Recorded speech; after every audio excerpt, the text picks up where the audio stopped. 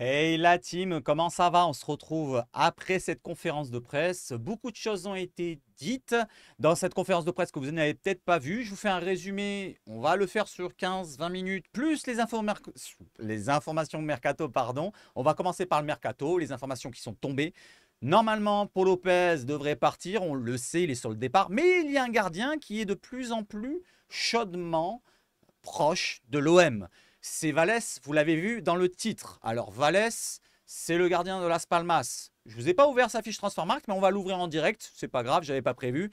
On y va, let's go sur l'introduction. Tout d'abord, le petit abonnement, le petit soutien, le like, la cloche, l'abonnement, les commentaires, le partage, très important. Et une petite précision, on a passé un bon moment sur Twitch en regardant la conférence de presse tous ensemble. Voilà, enfin, un petit nombre. Mais si vous êtes intéressé pour voir les autres conférences de presse de l'OM pour la saison, c'est-à-dire avant match, après match, les présentations des joueurs, eh ben n'hésitez pas, vous avez dans la description le lien Twitch.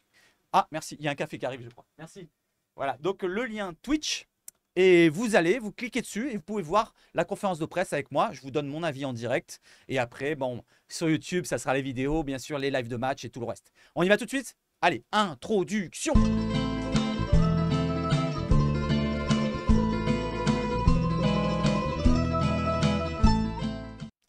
Alors pour commencer, on va commencer par demain. Demain, live. Très important, live.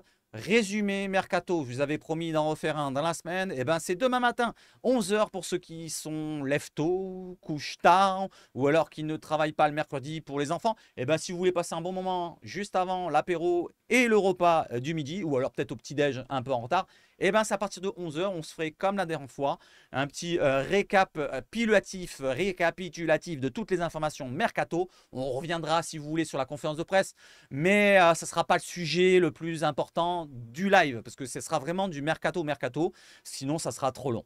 Allez, justement en parlant de long, j'ai fait trop long en intro et on y va tout de suite les amis, let's go. Donnez de la force sur le live de demain, vous aurez le lien dans la description. Comme d'habitude, le premier lien qui apparaîtra, c'est le live de demain. Allez, on y va, let's go. Cacao. Alors, de nouvelles recrues à l'OM. Point d'interrogation, l'OM serait sur le point de recruter Alexandre Izanga et Robinho Vaz, deux Français, donc joueurs de 17 ans, ou alors U17 plutôt, il s'agit de deux jeunes de U17 qui évoluent actuellement à Sochaux et en équipe de France. Donc deux probablement recrues pour le futur, pour la réserve ou pour les jeunes. Bienvenue à eux s'ils viennent à signer à l'OM. En tout cas, dites bienvenue aux deux joueurs. Allez, maintenant partons sur le dossier chaud, c'est celui qui vient de tomber, c'est le gardien de Las Palmas. L'OM a contacté Las Palmas pour le gardien, son gardien, Alvaro Valès, gardien espagnol. Le transfert du portier de 26 ans, donc il a 26 ans, pourrait libérer Paul Lopez, toujours en partance vers Com. Prêt, option d'achat de 5 millions d'euros, c'est environ, mais j'avais pas la place, j'avais plus de place, environ 5 millions d'euros. Contrat de Valès jusqu'en 2025. Valeur Transfermarkt, 12 millions d'euros. Je ne vous montre pas sa fiche Transfermarkt, ça ne sert à rien. C'est un gardien, il ne peut pas jouer d'autres postes. Voilà, donc c'est un gardien. Si on peut énumérer un petit peu ses qualités, on les avait vues en vidéo avec certains sur Twitch justement. C'est un gardien fort sur sa ligne, qui n'hésite pas à sortir, fort dans le jeu aérien. Au jeu de pied, pour ma part, si on regarde que les datas, c'est pas sa première qualité, mais sinon dans le jeu long, c'est pas intéressant, mais dans le jeu court, ça peut être intéressant. C'est ce qui nous intéresse avant tout. On va regarder sur les datas pour comparer avec Paul Lopez. Allez, on continue sur cette information-là. Donc sa valeur Transfermarkt, c'est 12 millions d'euros. Et l'OM a offert, vous le voyez juste au-dessus, 10 millions d'euros. Las Palmas aurait accepté une offre de 10 millions d'euros venant de l'OM pour laisser partir Alvaro Valès. Il ne reste plus qu'à trouver un accord entre le gardien espagnol et l'Olympique de Marseille. Donc 10 millions d'euros, c'est l'offre de l'OM qui a été acceptée. Et vous avez le site qui l'énonce là-dessus, c'est La Provincia. Après, il y a d'autres sites qui l'ont relayé. Je ne vais pas vous relayer 150 sites. Il y a le Marca, il y a d'autres sites encore, d'autres Français ici et là. Donc 10 millions d'euros, c'est l'offre probable qu'aurait offert l'OM pour recruter le gardien espagnol de 26 ans et qui a bientôt 27. Il est né en juillet 97. Maintenant, regardons la comparaison avec Popo Lopez. Donc vous l'avez en gros, Popo Lopez face à Alvaro Valès. Vous avez les pics, en rouge c'est Alvarez, en bleu c'est Popo Lopez. Les pics qui sont sur arrêt penalty, expected goals sans penalty, pourcentage d'arrêt, que ce soit sur sa ligne ou devant, ici et là. Arrêt total, tout arrêt sur les interventions qui sortent au pied, qui sortent à la tête, ce que vous voulez, les coronesses et tout ce que vous voulez. Il est supérieur, je parle de Alvaro Valès.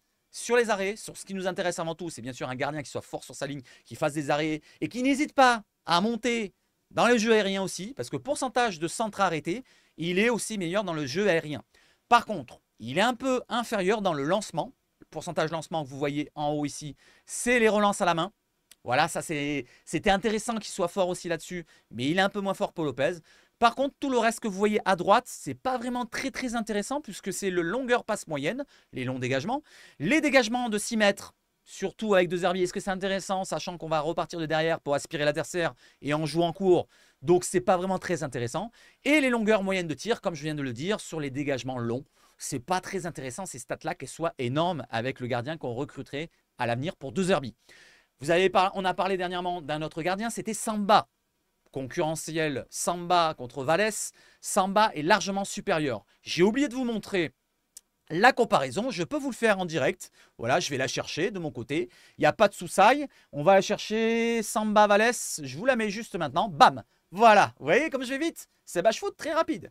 Donc, Brice Samba, Alvaro Vallès. Vous voyez que Brice Samba est très supérieur dans le pourcentage arrêt. Expected goals au total, c'est équilibré. Centre aérien, donc tous les centres, les sorties aériennes, il est plus fort, Brice Samba. Et pourcentage de passes réussites, par contre, ça c'est très intéressant qu'il soit supérieur le gardien. C'est pour la ressortie de balle propre. Donc apparemment, Brice Samba serait plus propre, que ce soit court ou long. Par contre, les arrêts sur le péno, apparemment, c'est la spécialité de Vallès. Si on regarde sur la saison dernière, sur les 365 days, comme ils disent en haut, les last 65 days, 365 days. Donc, lequel vous voulez, parce qu'on est pour l'instant entre ces deux gardiens pour remplacer pour Lopez. Exit Meslier trop cher, exit Philippe Jorgensen. Donc, le gardien remplaçant serait peut-être Brice Samba. Derrière une petite stat plus précise de Massiliazone qui nous précise que les buts évités par Vallès c'est 6.5 et les buts évités par Paul Lopez c'est moins 6.1. On l'a vu de toute façon dans les expected goals, dans les datas pardon juste avant. Donc ça précise un petit peu plus pour ceux qui ne connaissent pas les datas et qui ne connaissent pas un petit peu comment décrypter tout ça. Je vous montre vite fait le deuxième gardien qu'on suit, bien sûr. L'info sort de RMC Sport. L'OM aimerait beaucoup faire signer Brice Samba. Mais ce transfert est compliqué car Lens demande une indemnité élevée. On en a parlé dernièrement, entre 20 et 25 millions d'euros. Cette piste n'est toutefois pas abandonnée, d'autant que le joueur serait ravi de revenir à Marseille. Le club s'est aussi renseigné sur Alvaro Vallès, mais n'a pas plus avancé que cela. C'était avant l'information de Vallès, le club Las Palmas qui a accepté 10 millions d'euros. Donc, est-ce que ça sera Vallès ou Brice Samba? Est-ce qu'on va pousser un petit peu pour Brice Samba pour le recruter à entre 15 et 25 pour rester très large? Ou alors un Vallès? Dites-moi lequel vous faites comme choix. Faisez, ça ne se dit pas. Est-ce que vous préférez un Brice Samba qu'on est sûr d'avoir de la qualité, un gardien qui connaît la Ligue 1, qui connaît Marseille, qui parle français et qu'on connaît la qualité? Ou alors un Vallès qui est inconnu en Ligue 1, qui est inconnu en termes d'acclimatation à Marseille, en France? Ça peut être compliqué, peut-être les débuts pour lui. Mais par contre, il a de la qualité, il n'y a rien à dire sur ça. Lequel vous préférez? Je vous pose la question. Dites-moi dans les commentaires, Brice Samba, Vallès, il n'y a pas de soussaille. Ou Paul Lopez. Ou un autre gardien, mais bon, on parle que de ces trois-là. Hein. Ne parlez pas de Meslier, de s'il est là. Pour l'instant, Meslier, c'est abandonné. À moins que ça revienne sur le haut du dossier. Allez, sur Vallès, on continue. Un petit avis de la tribune qui nous dit que la Provincia, c'est le média que je vous ai montré tout à l'heure, parle d'une offre de l'OM autour des 10 millions d'euros. Donc, c'est effectivement moins cher. C'est une piste qui prend de l'ampleur très clairement. Il nous dit que c'est moins cher que Brice Samba. Effectivement, c'est moins cher. Allez, on continue. Mason Greenwood, le dossier archi-chaud et cacao, artichaut et tout ce que vous voulez qui finit en chaud ou haut. L'offre officielle de pour Mason Greenwood de l'OM est de 30 millions d'euros, plus gros pourcentage à la revente dont on parlait hier. Et ça confirme derrière, puisque c'est entre 40 et 50%. La négociation est toujours en cours. Manchester United considère le pourcentage à la revente comme une offre, comme un point crucial. Voilà, il faut intégrer ce truc-là de la revente avec un gros pourcentage, malheureusement. Donc 40 à 50%, c'est assez énorme. C'est-à-dire que si on le revend à l'avenir, là, il est à 30 millions, on l'achète. On le revend, allez, 50 millions pour rester large. 50 millions, ben, on devra donner 25 millions à Manchester United et nous, on récupère 25 millions.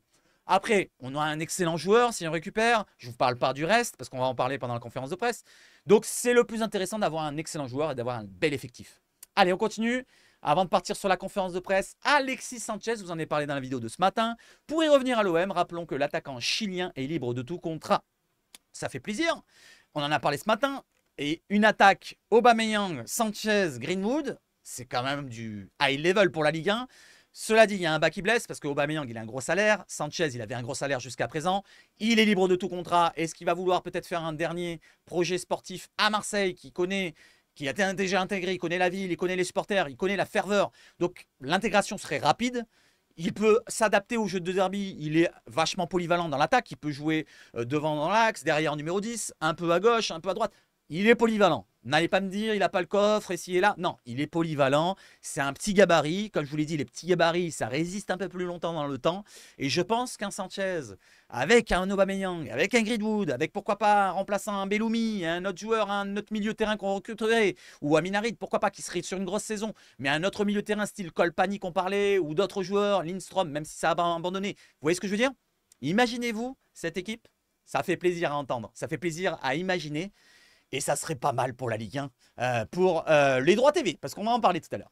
Allez, cette fois-là, la dernière rumeur, information, rumeur mercato, et après on part sur la conférence de presse. L'OM ne veut plus de Conrad de la Fuente. Le Sporting Gijón d'Espagne voudrait le recruter selon El Desmarque. L'ailier américain de 22 ans, c'est moi qui l'ai rajouté, est encore sous contrat jusqu'en juin 2025, donc encore une saison. C'est soit on le prolonge. De toute façon, l'idée, c'est comme Luis Enrique, comme d'autres joueurs qui sont en 2025. Soit on prolonge, on prête si on veut prêter encore, soit on prolonge, on garde si on veut lui donner une chance, soit on vend maintenant. Ou on peut prolonger et vendre aussi. S'il veut prolonger pour récupérer un peu plus d'argent, on ne récupérera pas beaucoup non plus avec ce joueur-là qui n'a pas eu une carrière pour l'instant qui a décollé. Moi, je dirais entre 1 et 2 et 3 millions d'euros quoi, maximum. Combien vous voyez pour Conrad de la Fuente? Et c'est dommage parce qu'il avait de la qualité. Allez, maintenant partons sur la conférence de presse. Je vais boire mon café tranquillement avant qu'il refroidisse. The photo officielle, c'était après la conférence de presse. On présente le maillot avec Pablito Longoria et notre cher Roberto Malone, dit le De Zerbi, avec son De Zerbi balls, les grosses balls. Dans le Volcan, le vélodrome, bien sûr, qui est vide, mais qui sera plein cette saison. N'oubliez pas, 48 500 abonnés, c'est le record en France. Record, pas en Europe, mais c'est un des top 10, je vais dire, en Europe. Franchement, l'OM pourrait même vendre tous leurs abonnements si on les mettait tous en ligne. Mais par contre, l'OM garde quand même pour les supporters qui viennent d'une autre ville ou de Marseille qui ne viennent pas tout le temps. Vous voyez, qui ne peuvent pas, qui travaillent le week-end comme moi. Et ben voilà, donc c'est très important de le dire. Allez, j'enchaîne avec la conférence de presse, je bois un petit coup. Et je suis parti. Allez, c'est parti. Pablo Longoria à Roberto De Zerbi.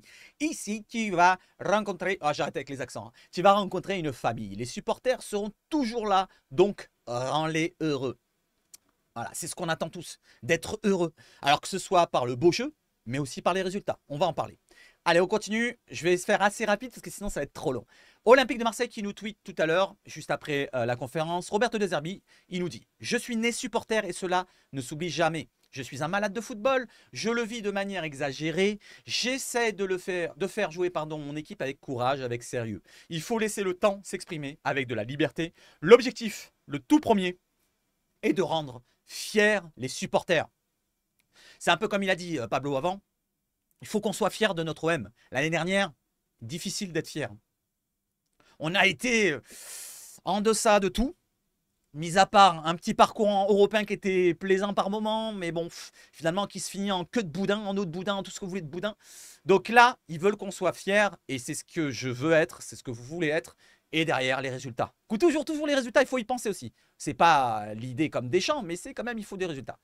Roberto De Zerbi sur son arrivée à l'OM. Il y a deux raisons pour lesquelles je suis venu à l'OM. Le sérieux trouvé en Pablo et Mehdi. Et ensuite, l'OM, c'est l'OM. Marseille, c'est Marseille. J'en avais déjà parlé à Brighton où je parlais des discussions non abouties. On s'en souvient, on voulait le faire il y a quelques temps. Pablo Longoria l'avait relayé. Et il nous précise qu'il y avait eu des discussions mais non abouties. J'espère que les gens m'apprécieront, que l'on fera de grandes choses ensemble, nous dit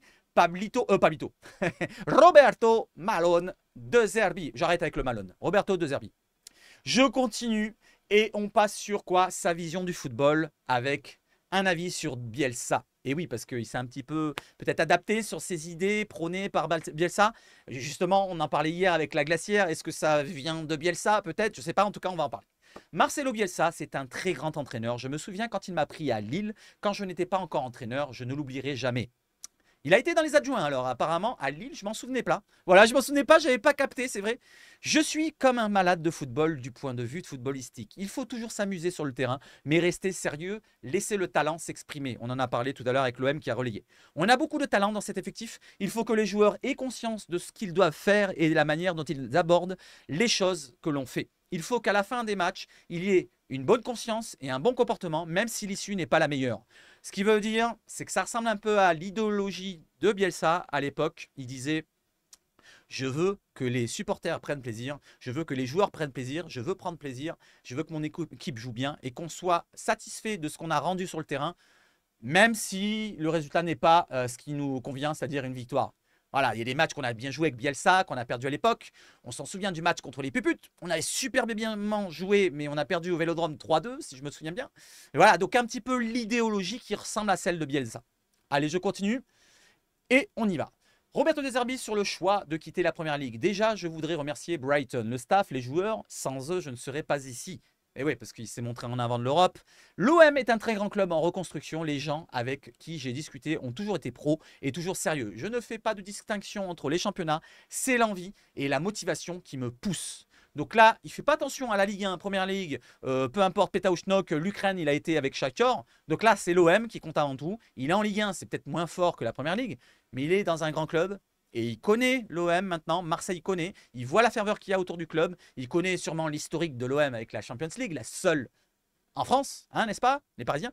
Donc, il a envie de montrer ce qu'il a dans le ventre, les amis, et peu importe le championnat. On continue. On enchaîne avec Roberto De Zerbi qui nous dit à un journaliste qui pose la question. Alors celle-là, c'est la question la plus stupide à mon goût. J'ai écouté la conférence de presse, on en a parlé. Voilà, c'est la question la plus stupide d'un journaliste. Si tu te reconnais, si tu regardes la vidéo, n'hésite pas à m'insulter toi aussi, mais je trouve qu'elle est stupide ta question. Et il lui pose la question sur le premier entraînement. Entraînement, on a vu qu'il y avait les bases qui ont été mises en place. Voilà, du côté des passes contrôle. Mais il faut penser que c'est le premier entraînement. De Zerbi était là à analyser, il regarde un peu les comportements des joueurs. Il n'avait pas leur donné des préceptes directement. Il leur laisse un petit peu le choix avec le ballon, laisser un petit peu se dégourdir les jambes et tout. C'est normal que ça soit le premier entraînement, que ça soit comme ça. Qu'on ne pense pas que toute la saison, il y aura que du basique. Non, non, non. Derrière, il nous a précisé, Roberto De Zerbi, en rigolant un petit peu, avec une moue, voilà, il a un petit peu tensé le journaliste. Il lui a dit, vous êtes l'entraîneur? Vous aimez entraîner? Pour jouer au foot, les bases sont importantes.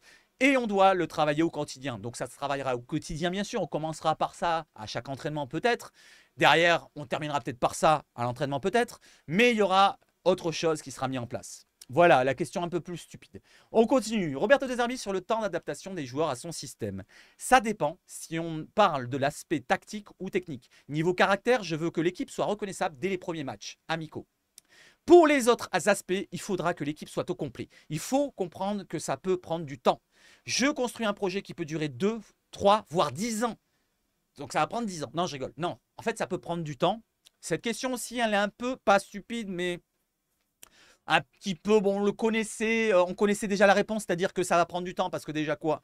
Le mercato n'est pas terminé, le chamboulement de l'effectif va être fait, les préceptes de jeu, l'idéologie de jeu de Zerbi, ça va rentrer dans les têtes tout doucement, donc il y aura les premiers matchs, ça sera peut-être difficile à regarder, ou peut-être ça prendra directement.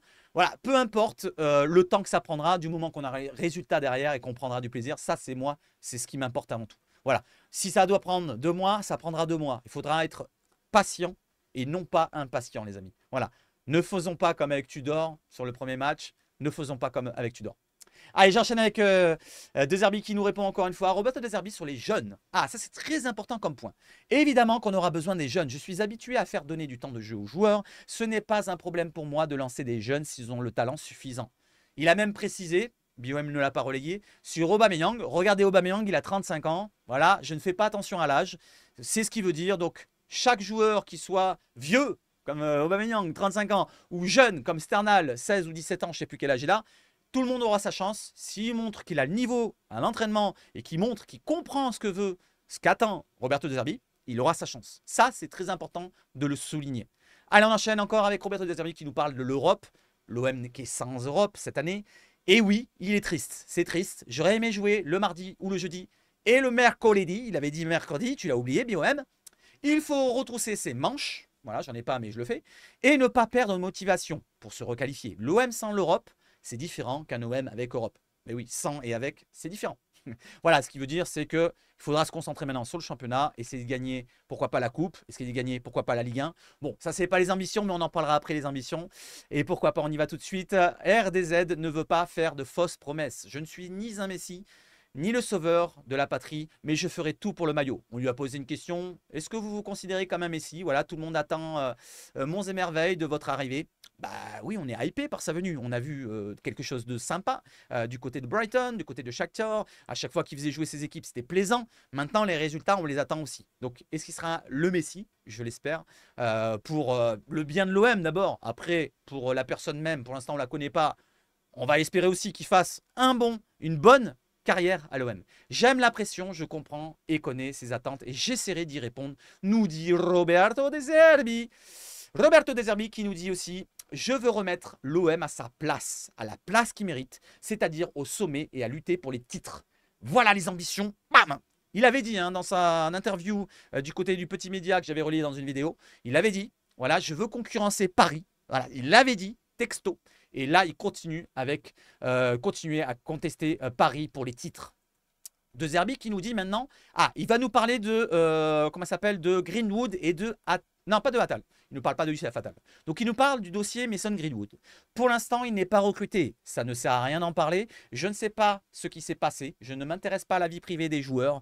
La seule chose que je peux vous dire, c'est qu'une fois qu'un joueur signe dans mon club, il deviendra mon enfant. En privé, je leur tirerai les oreilles, mais pas en public, je ne le ferai pas. Donc lui, tout ce qui est privé, ça reste en privé. Il ne s'intéresse pas à la vie privée, le closer des joueurs. Donc lui, il va protéger ses joueurs. C'est ce qui l'importe, d'avoir une équipe de très haut niveau. Et je me demande si certains qui sont un petit peu les juges de paix, voilà, sur les réseaux sociaux, ne devraient pas faire de même. Voilà, arrêtez de faire du like sur ça. Arrêtez d'en parler. Voilà, certes, il a fait des dingueries dans sa vie. On le sait, c'est une merde humainement ce qu'il avait fait. Maintenant, il a pu changer, on ne sait pas, peut-être, je ne sais pas, voilà, je ne vais pas détailler les choses, je ne suis pas psy. Voilà, donc ce qui veut dire, c'est qu'il faut s'intéresser aux sportifs, à l'OM, au football, aux résultats, au bonheur qu'on va prendre sur le terrain. Voilà. Après, on verra. Pour le futur, on verra. Voilà pour Greenwood, sa précision pour Roberto De Zerbi. Et il y aura celle de Longoria juste après pour Youssef Attal aussi, on va en parler. Roberto De Zerbi sur son développement de son jeu à l'OM, on en a parlé légèrement tout à l'heure. Et là, il nous dit que Pablo et Mehdi ne n'ont pas promis la lune. Ils m'ont promis des choses qui sont faisables, en parlant du mercato. On ne peut pas toujours avoir les joueurs qu'on veut dans un mercato et je respecterai cela. Là, je ferai toujours mon travail en respectant la politique du club. Donc, ce qui veut dire, c'est qu'il ne va pas forcer l'OM, Pablo Longoria et Bellacia à lui acheter les joueurs avec, je sais pas, un transfert démesuré. Voilà, il ne va pas prendre un, je sais pas, moi, je cherche un Haaland. Voilà, je cherche toujours un joueur cher, un Haaland. Il ne va pas prendre des joueurs trop chers non plus. Déjà, Greenwood, plus de 30 millions, ça serait déjà pas mal. Allez, on enchaîne avec De Zerbi pour son dernier avis. Après, on passe sur Pablo Longoria. Roberto De Zerbi nous dit sur les résultats. Les résultats passent par la discipline des joueurs. Il n'y a pas juste les idées d'un entraîneur. Il n'y a pas juste une méthode pour gagner ses titres. Je ne crois pas au jeu en contre-attaque comme le ferait l'Italie. Je fonctionne différemment. Il faut toujours mettre du sérieux. Donc, ce qui veut dire... Il ne croit pas aux équipes qui attendent en défense, qui essaient de contrer les équipes, comme on peut voir en Ligue 1 avec leur bloc bas. Il veut qu'on soit prépondérant et protagoniste dans le jeu, c'est-à-dire qu'on soit maître de notre sujet, maître du match, qu'on domine les adversaires et qu'on les fasse craquer par la possession, par le jeu, rien que par le jeu. Voilà plus ou moins pour Roberto De Zerbi. N'hésitez pas à me dire ce que vous pensez de mon avis sur le résumé que je vous ai fait là rapidement ou très mollement. 23 minutes. Allez, j'ai encore 5-10 minutes pour Longoria, c'est bon. On est bien, on va faire une demi-heure, c'est bon. Et donnez-moi votre avis sur mon avis sur Roberto De Zerbi et donnez votre avis dans les commentaires. On y va sur Pablo Longoria qui nous parle de quoi? Le mercato directement. Il nous parle des moyens pour le mercato. Les moyens à disposition, c'est qu'on a promis au coach de faire le maximum avec notre budget sans avoir besoin de trésorerie.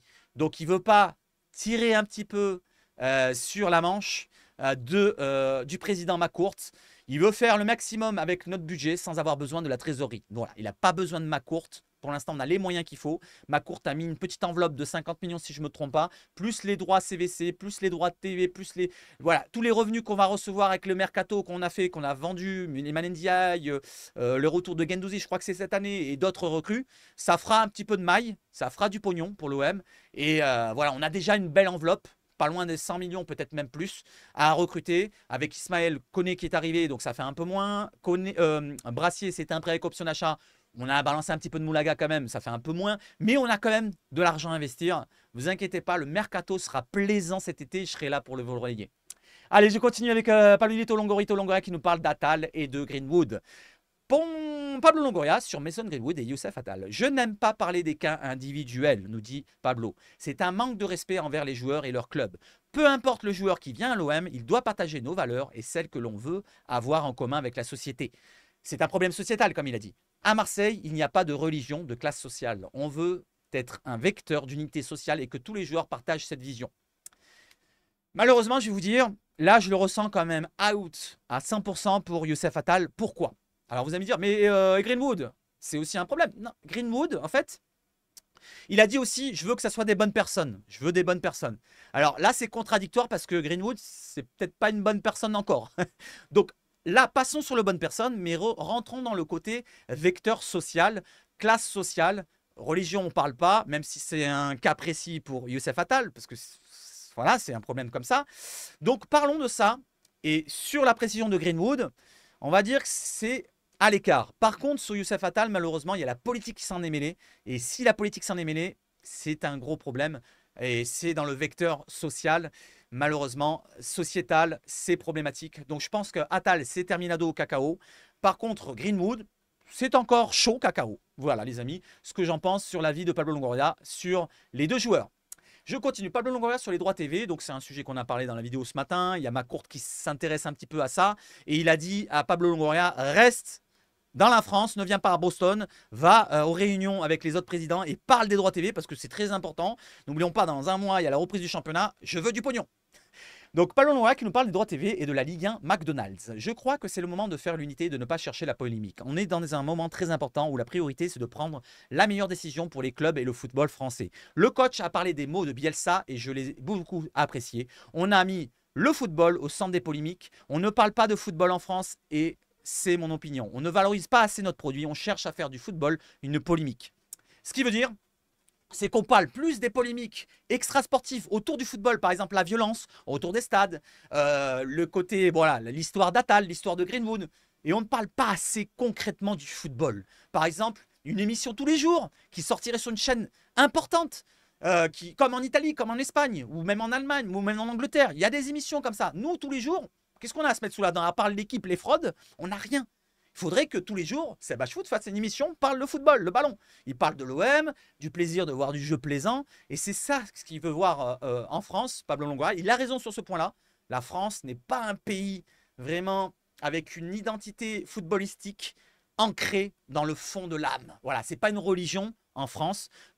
Contrairement à l'Argentine, au Brésil, Espagne, Portugal, encore mieux que la France, hein, je vous le dis, Italie, Allemagne aussi, Angleterre aussi, et d'autres pays que j'ai oubliés. Voilà, donc ce que je veux dire, c'est que c'est très important. Pourquoi? Pour monter un petit peu la sauce sur le football, pour le montrer en avant au public externe qui ne s'intéresse pas d'habitude au football et qui s'est intéressé de payer pourquoi pas un abonnement pour voir des matchs. Ça ferait plus d'argent. Ça aussi, il faut le comprendre. Moi je ne suis pas un spécialiste des droits TV, mais vous voyez ce que je veux dire? Mon idée, c'est sur ça. Et il a raison, je pense. Qu'est-ce que vous en pensez? N'hésitez pas à me dire ce que vous en pensez sur mon avis. Je continue sur Pablo Longoria qui parle encore des droits TV et il précise encore, notamment sur le piratage via IPTV. Pardon. Moi, je paye mon abonnement, donc toi, tu as intérêt de le payer. Non, je rigole. Ne payez pas si vous n'avez pas les moyens. Malheureusement, les abonnements sont trop chers. Ça, c'est pas de notre faute à nous. Hein. Je veux dire, si c'est trop cher, on ne peut pas payer. Moi, je paye parce que je vous commente les matchs en direct. Je n'ai pas envie d'avoir un gros décalage. Allez, il nous parle de ça. Il y a trop d'IPTV et de piratage en France. Ce n'est pas normal. C'est voler nos droits et voler les valeurs du championnat. C'est voler au club. C'est la culture du gratuit alors que nous, on paye. L'IPTV, ça détruit de la valeur. On doit mieux protéger notre produit. Je ne sais pas ce que vous en pensez. Bon, Longoria, il ne connaît pas un peu la vie des personnes qui sont en bas aussi. Voilà, ça, Pablo Longoria, tu as des moyens, toi, d'investir dans des chaînes à droite, à gauche, à 30 balles pour voir un combat de boxe ou des ci, là. Moi, par exemple, j'aimerais bien voir les combats de boxe. J'aime bien la boxe aussi sur DAZN, mais je ne paye pas DAZN. Tu vois ce que je veux dire? Voilà, donc IPTV, ça peut servir à tous ceux qui n'ont pas les moyens. Donc ça, moi, je n'en veux pas aux personnes qui utilisent IPTV. Ça, c'est un sujet. Certes, il a raison dans le fond, mais dans la forme, il n'a pas raison. Et on termine par quoi les amis? Par le match qu'on attend tous, le premier match de la reprise contre Nîmes. Voilà, c'est le 21, on sera en direct le 21 juillet à 18 h sur ma chaîne YouTube. On sera bien avant, je pense prendre le live à 17 h, une heure avant, on va parler mercato, on va parler des dernières rumeurs et après on se lancera sur la rencontre pendant une heure mercato pratiquement avec un petit peu la composition d'équipe de l'OM à ce moment-là avec les nouvelles recrues peut-être qui seront annoncées et qui seront peut-être sur le terrain. Donc 21 à 18 h, on sera là, je vais programmer tout ça. Le 24 aussi, je serai là face à Toulon et les autres matchs, j'espère être là aussi les amis. Sinon, ce soir, on sera là aussi, sur le live de l'équipe de France. Si vous voulez venir, n'hésitez pas. Et on va rafraîchir maintenant sur quoi? Sur Caisse. Je voulais vous montrer, tiens, justement, concernant le gardien tout à l'heure, Valès, son salaire, c'est un salaire de misère. 2300 € brut. Oh, brut. Je pensais à mon salaire à moi. 2300 salaire net, peut-être, de base par semaine. Ça fait environ 10 000 par mois. Voilà, c'est que c'est vraiment un salaire de misère hein, dans l'effectif marseillais. Maintenant, rafraîchissons la page du Twitter Mercato Show. Donc là, j'ai 3 alertes, j'ai 2 likes, merci, et peut-être des informations. Fabrice Hawkins. Alors, on va cliquer sur l'Olympien, qui a peut-être une information, puisque c'est l'OM.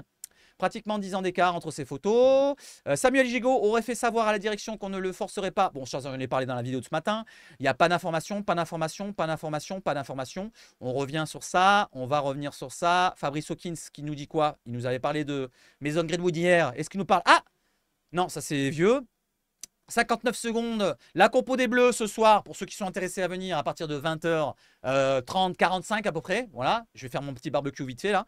Et on sera bien ensemble. Et voilà les amis, pour les dernières informations. Mercato.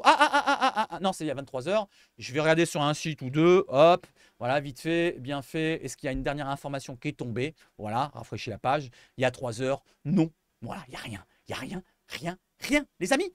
Voilà, voilà. Et on revient sur la photo de fin.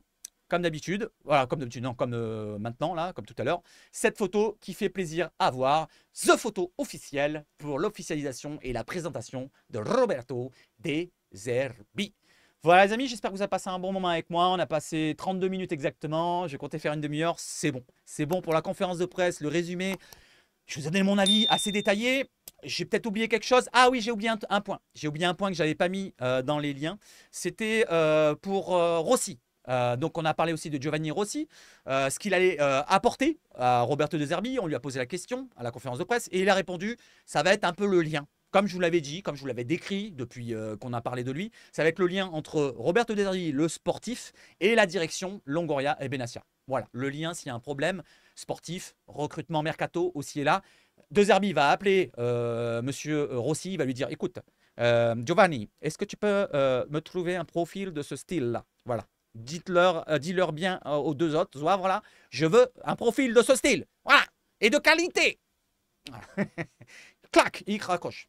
Voilà les amis, merci en tout cas pour votre présence jusqu'au bout. Villefoot chez Sabache Foot, à tout à l'heure, ou sinon à demain matin, 11 h pour le live. Je vous mets le lien dans la description pour le live Mercato si vous voulez passer un bon moment. Sinon ce soir, match en direct, France-Espagne. Allez, vive le foot chez Sabache Foot encore une fois. Et allez l'OM!